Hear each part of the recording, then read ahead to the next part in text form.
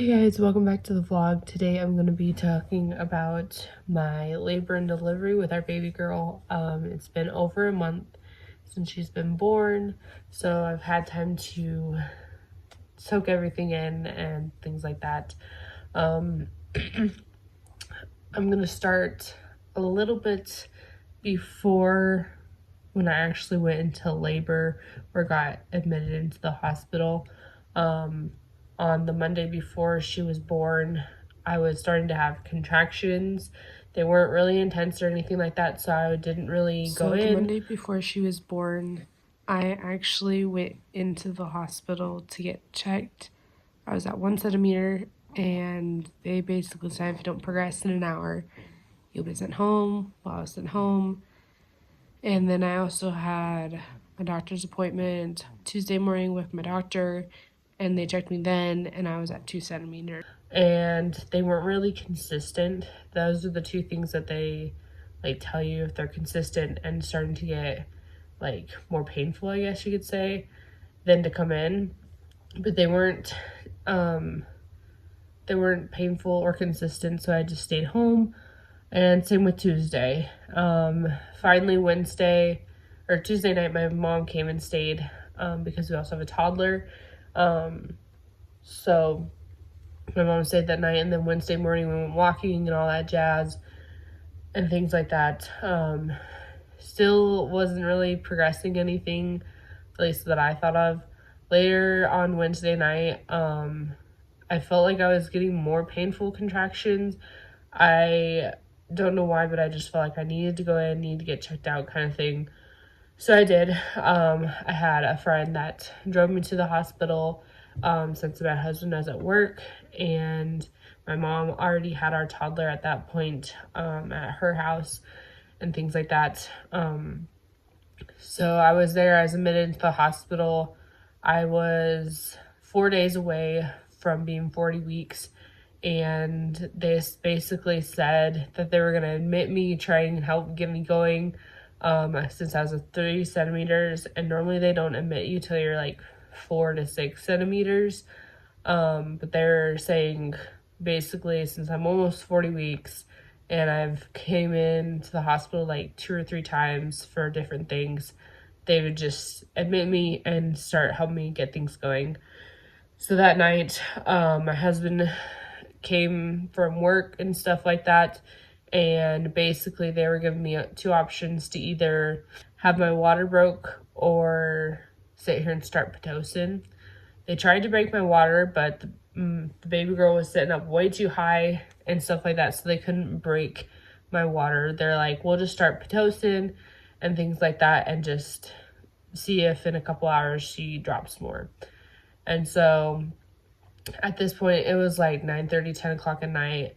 So I was starting Pitocin, and they basically said when the contractions started to get uncomfortable or painful, I could ask for the epidural if I wanted to. So I was like, okay. About 2:30 in the morning, I asked for the epidural. They were starting to get uncomfortable, not painful, but they were just really uncomfortable kind of thing. And so once I got that epidural and that kind of set in, I was able to take like a 2-hour nap, which I feel like really needed it because I was up from 6 a.m. Wednesday morning till that point, till 4:30, or not 4:30, 2 o'clock Thursday morning. So I was up for almost 24 hours and I was exhausted. So thank goodness I was able to take a nap. And then about 4:30, they came in to check me to see if I had any progress. They said I was dilated to a 5 centimeters. So they're like, you're progressing, that kind of thing. And they were wanting to see if they could try and break my water. Well, a few minutes later, with the H contraction, baby girl's heart rate dropped. Like, it would be sitting, without a contraction, it'd be sitting like 120, 130, and then it dropped to like 80. So that really concerned them. They were basically like, that's not good for her. So at one point they came in just like probably around 4:45-ish, somewhere around there, and they told me that I needed to start pushing. Mind you, I've already had one kid, and you're supposed to wait till 10 centimeters to start pushing and stuff like that. So for me to think, I'm at 5 centimeters, and you're wanting me to push, so I was a little concerned. I was like, wait, what's going on? From here, things just got a little bit crazy, more so because baby girl's heart rates kept dropping with each contraction, and I was pushing.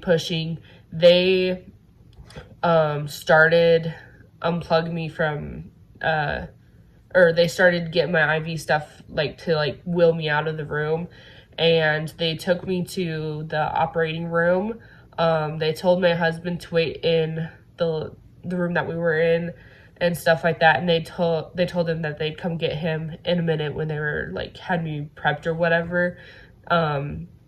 Basically, they were telling me to keep pushing if I can, and they didn't want to do an emergency C-section if they didn't have to. While I was editing this video, I realized I said if they didn't want to do a C-section.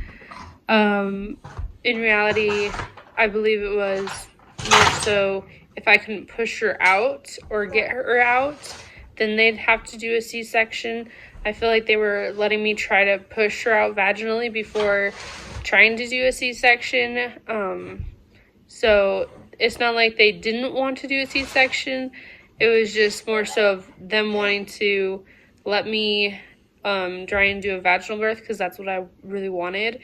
And so they were letting me do that to see if I could do it that way or, worst case scenario, do a C-section.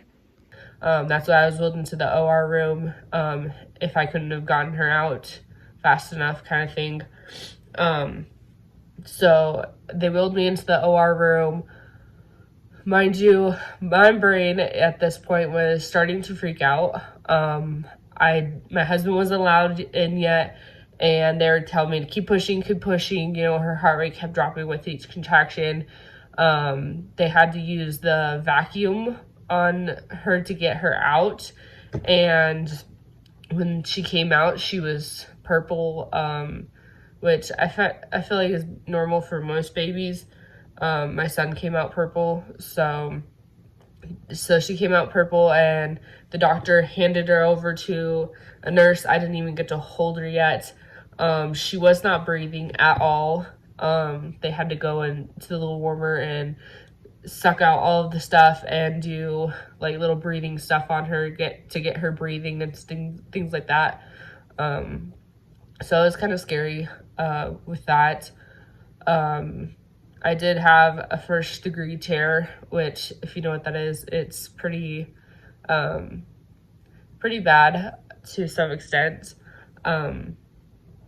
So eventually they got her crying and stuff like that over by the warmer, and I just remember feeling a wave of relief because she made it, kind of thing, and it was almost silent in the room until she started crying, and then I was like, oh my gosh, she's crying, is good.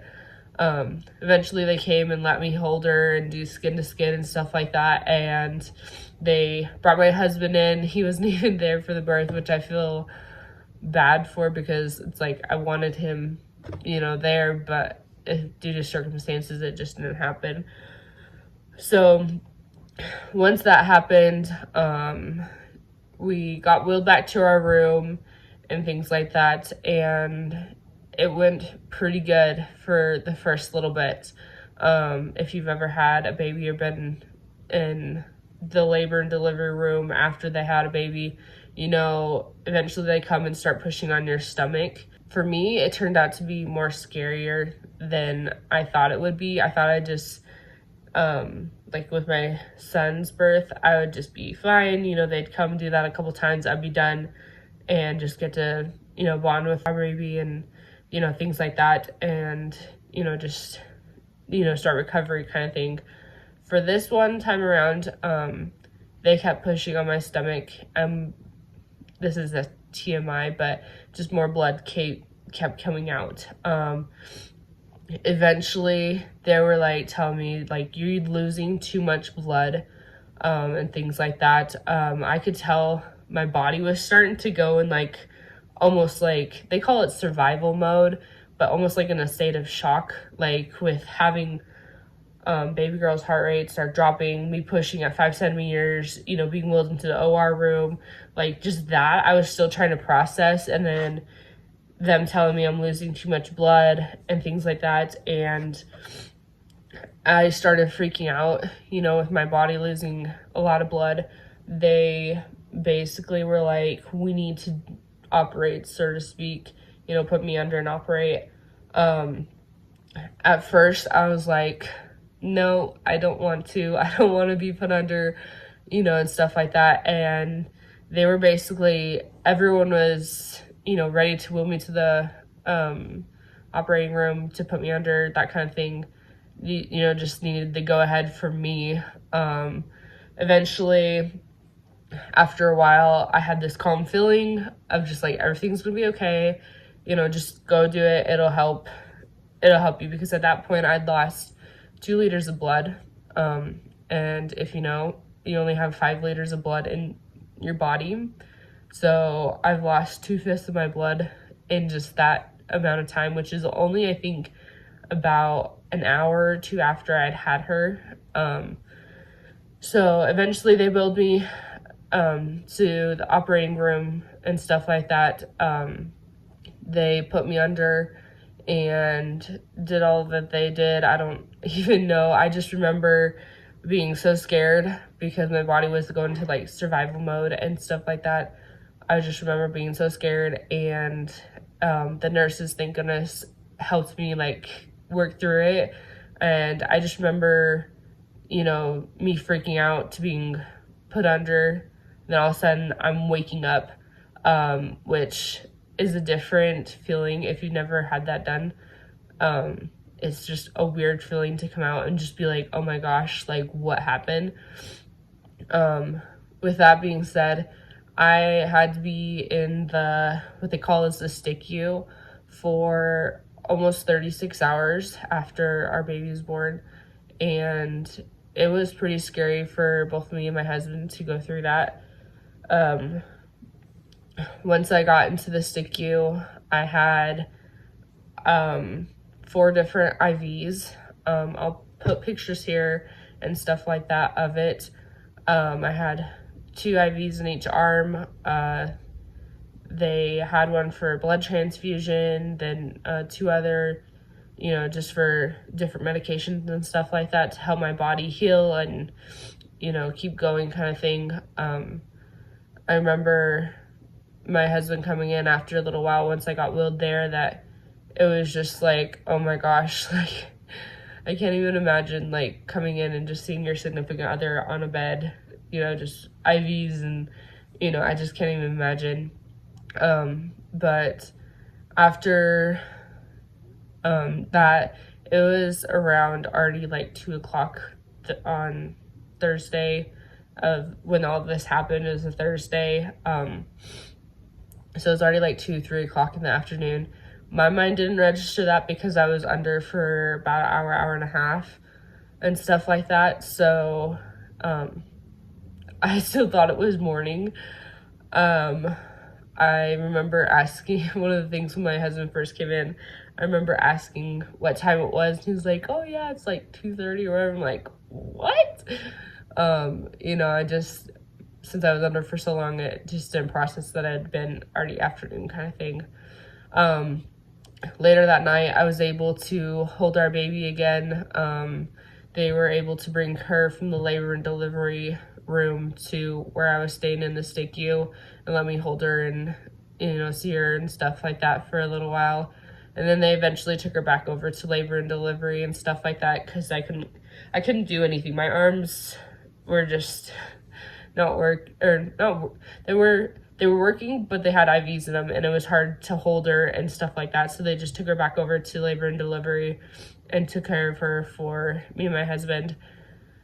And later, I don't remember if it was the next night or something like that, but my parents came and saw us in the hospital and things like that. So that was nice to have them come by. Eventually, after a while, I think it was either Friday afternoon or Saturday or something like that, I was able to go back to the labor and delivery room since my body was working on the mend kind of thing. So I was able to go back to labor and delivery, and I was able to start my breastfeeding journey with our baby girl. I got help from a lactation consultant, which was really nice. I was glad that I was able to continue breastfeeding and stuff like that.